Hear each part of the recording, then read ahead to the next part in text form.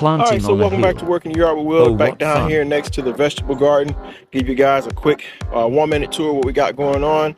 So I talked about before trying to work this hillside. This is a hillside that goes up roughly about 8 to 12 feet. And then I'm trying to do little tiers. Right now I'm just doing planter garden right now. In this first set of rows I have blueberries and blackberries. This next row I have peppers. Oh, I'm sorry, tomatoes going over here, and actually move my peppers.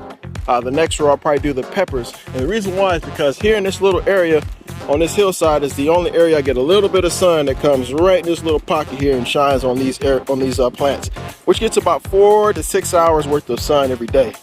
Coming down here to this garden real quick, I have a lot of cucumbers coming up. Cucumbers leaves looking really good over here. Got some more of those green beans, purple green beans, bush wax beans. Inside of here, some more purple green beans and 2 more cucumber plants coming up. I decided to plant a little bit of spinach over here, not sure how that's going to do. And down here next to this, to these green beans, I got a little cilantro, not sure how that's going to do.